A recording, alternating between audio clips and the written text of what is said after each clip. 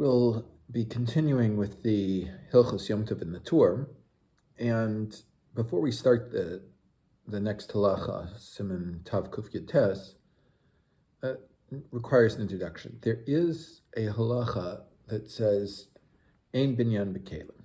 There is no such malacha on either Shabbos or Yom Tov as building or taking apart with kelim, with utensils.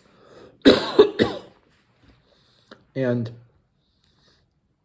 for those of us that know something about American history, this might be a little bit easier to understand this way. We used to have peddlers that would have a wagon, and they'd go from place to place in the wagon. The wagon would be enclosed, and they would have different ways of opening the wagon up to display their wares. Because the wagon is not attached to the ground, or if you have some type of mobile chest or whatever, it's not attached to the ground. Therefore, the halacha of binyan and stira, of building and taking apart, doesn't, at least from Torah law, apply to it. There may be some rabbinic issues, but there's no Torah prohibition involved in this. So the Torah begins, Xanuyot she'enam Muchubarin b'Bekracca, stores that aren't attached to the ground, Ela ka'in Migdal shel eitz, but they're like a little tower made out of wood. וסוגר אותו בדלת, you close it with a door. וכשרוצה לפותחו מסלק הדלת, when you want to open your store, you remove the door. ונותנו לפני החנות, ומסדר עליו צרורות, רוכלין, למוכרן. And when you remove the door, put it in front of the store, meaning the storage compartment for all of your various things, and you organize the spices on it. Mותר lesleko להחזירו, it's permitted on Yom Tov to remove it and to return it, this door.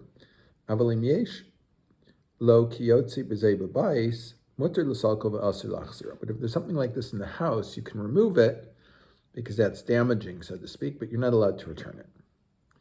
Dshari b'Xanuyos, and that they allow this in stores. This is only when there's a hinge in the middle. Perish be'emsa dof, and that is in the middle of the wall. The yesh tzir, that's where the hinge is. Yesh l'delot sham belita knegdo shetochvin oso b'tzir, and there's an extension there so that the door opens like this, not as we're thinking about a door opening vertically, but horizontally. It opens down. So when you open it, it is now a plane that is parallel to the plane of the ground. So it gives you a shelf to organize things on. The eino nirei kol kach kabone. Therefore, it doesn't appear like you're building anything. But if it has a hinge above or lamata, above and below, afilu b'Xanuyot, then even in the stores, it would be prohibited because you're actually removing one piece of thing from the other. Here, you're opening it up in the way that it's still somewhat attached. And even in the house, the stores, it's aser.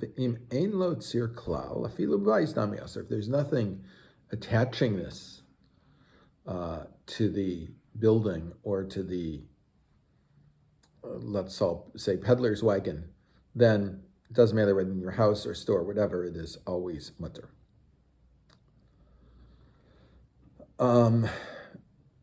Chosmos shebekelim, seals that are put on different kelim, different packaging, kagon shida tevu migdal, boxes, towers, whatever. Shehichnesi kashur behem,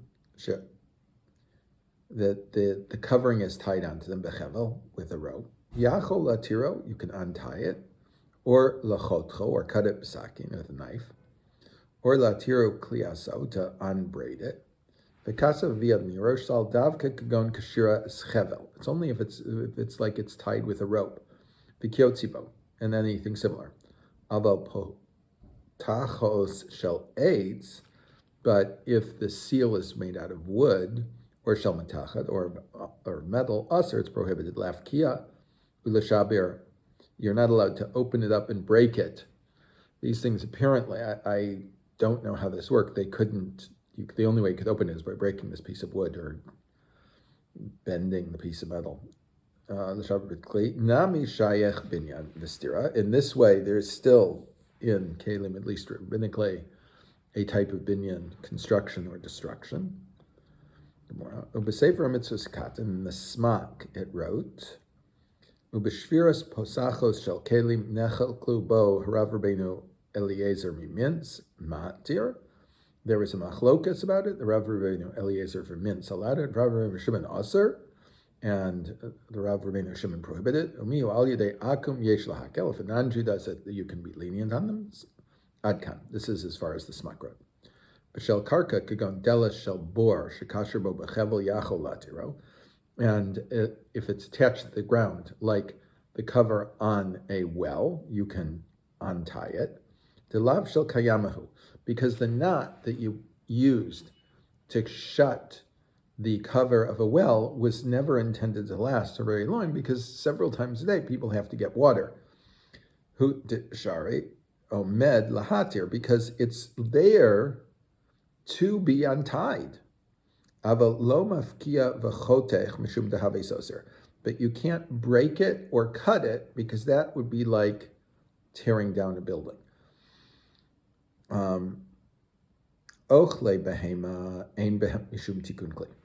Foods, like a bale of hay, there's no such halach of tikkun kli in them. Hilkach mutar liktom kash, therefore you can spread out the straw, or tevin, or hay. Lachtzos bo sheinav, to sharpen its teeth. I'm not sure exactly what he means by this. Afilu b'sakin, even by using a knife. Aval kisem she'eno ochel behema, but little sticks, not exactly twigs, but slivers of wood. Afilu litlo b'lo tima v'lachtzos bo sheinav asur. You're not allowed to take it. You're not allowed to use it. They would use small pieces, slivers of wood to brush their teeth with. That you can't do. Mutar l'taltal el atze v'samim k'dei lahariach behem. You can take like cinnamon sticks or whole cloves in order to smell them. V'komtin u'molalin lahariach behem. You're allowed to squeeze on them, scrape them, move them around in your hands so that the smell is more intense. Afilu im hen kashim, even if they're hard. Kimatin she'osin hanashim b'batei zerosehem b'batei shokehem aser lasosem mishum tikkun mana. Women used to have, because we didn't have deodorants, they would make little bags of spices and and herbs to smell good and put them under their arms and so on. But you cannot do this on Yom Tov. You could, if you had made it before Yom Tov, you could use it on Yom Tov, but you can't make one on Yom Tov because it is as if you're preparing a kli. That is the end of the סימן. The vast majority of this is not relevant to us at all, as we have almost nothing like this in our times. Our doors, our windows, and so on are all completely attached, and you can move them around freely on both Shabbos and Yom Tov without any type of concern at all. סימן Tav Kuf Chaf. Rabban Gamliel Omer. Rabban Gamliel says, Mutar l'chabed b'Yom Tov. One can sweep your house on Yom Tov. Bein hamitos u'makom sha'achlo. Between the beds and in the place where you ate. Mishum perurin, because of the crumbs that might be there and might attract mice. Av b'shara ba'is aser, but the rest of the house aser. M'shabbos afilu bein hamitos aser. But in the rest of the house, but on Shabbos, any place, I don't care whether it's between the beds, under the table where you ate, wherever it is, it's prohibited. Then the rabbis disagree with Rabban Gamliel, and they say even on Yom Tov you're not allowed to sweep at all. The Hilchos Kavasayu and the halacha follows the rabbis. Umihu Rabbeinu Chananel v'Ariv Pasku te'afilu b'Shabbos Mutar. They paskin that even on Shabbos it is permitted lechabed to sweep. Like it is to rebitza. This is using a little bit of oil or water to keep the dust down on the floor. There you have dirt floors, not floors like ours. Tosos prohibit this. Lechabed v'lo v'lezeh hiskim avi adini rosh. And my father, the Rosh, agreed with Tosos against Rabbeinu Chananel and Rif. The Aruch HaShulchan points out that for us today, any floor, any building that has a floor and doesn't have a dirt floor, it is mutter to sweep both on Shabbos and Yom Tov. And in the Aruch HaShulchan's time, not all houses, but some houses did have floors. It wasn't uncommon already to have floors that were not dirt floors. And therefore, all of the floored buildings, which I believe is all of our buildings today, there is no problem with sweeping either on Yom Tov or on Shabbos, as long as you're doing it to enjoy it on Shabbos. Whether you can do it after Seder Shlishis, so that you don't have to do it Motzi Shabbos, that's clearly not asur, because you're preparing it for chutz, you're preparing for chol on the day that's holy. Siman Tav Kuf Chaf Aleph. Mi sheyesh lo peros barosh hagag. Someone that has fruit on their roof. They had flat roofs, and they would use them for drying things out, drying fruits and vegetables. V'ra matar Shabbat, and he sees the rain's coming. Yachol l'shal shalan lamata, he can lower them below. Derech aruba, through a skylight.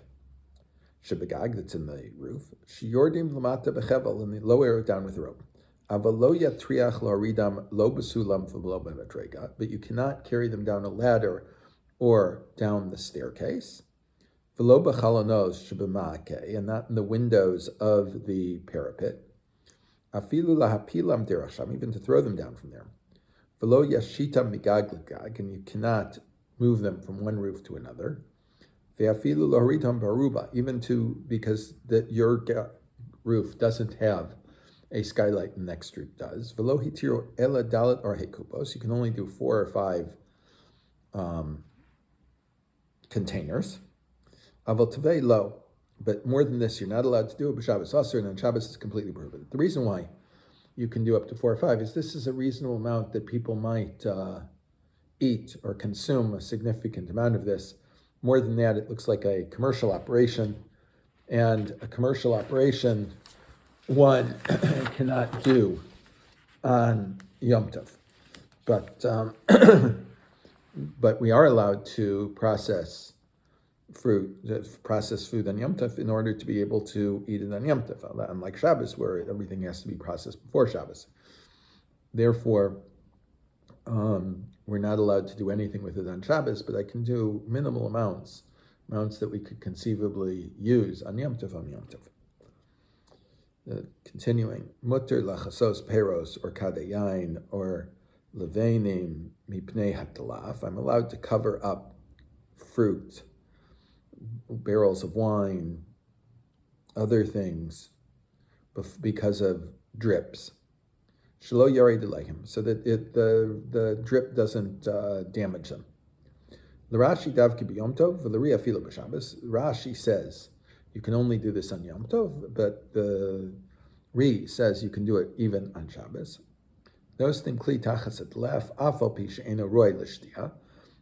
Either way, not covering it up, but taking a kli that's a usable kli.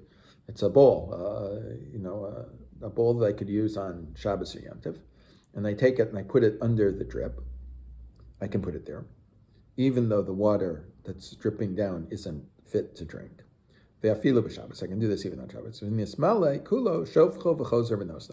If it completely fills up, the bowl I put there fills up, I'm allowed to dump it out and return it to its place. Siman Tav Kuf Chaf Beis. Ein hasuman yotze b'miklo v'lo haroe b'tarmilo. The blind person can't go out with his cane, and the shepherd with his knapsack.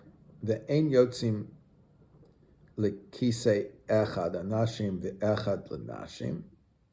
You're not allowed to carry someone in a sedan chair. It doesn't matter if it's a man or woman. Perush yoshev b'kisei v'nosim oso bo, that someone sits in the chair and they carry it.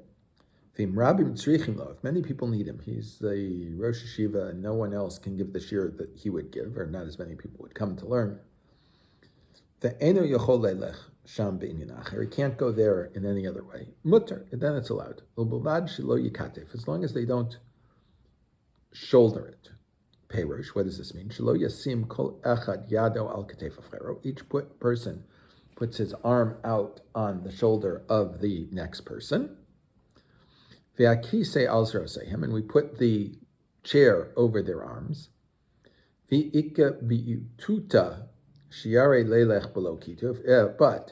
if they're not, they can't carry the chair as easily, and there is fear that they will drop him if they do not do this kituf, do this shouldering thing. Mutar af al yedei kituf. Then they're allowed to take him out by shouldering up the chair like this.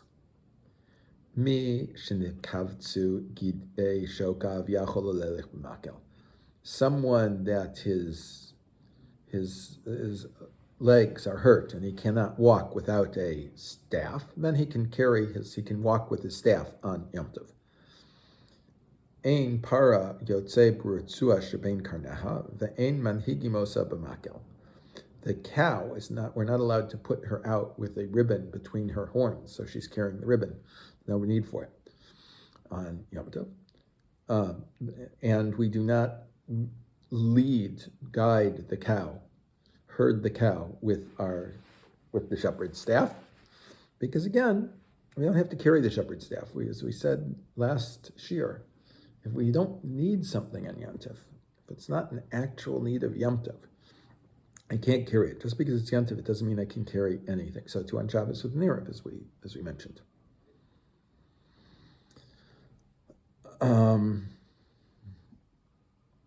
We will leave it here and continue next week, Be'ezras Hashem.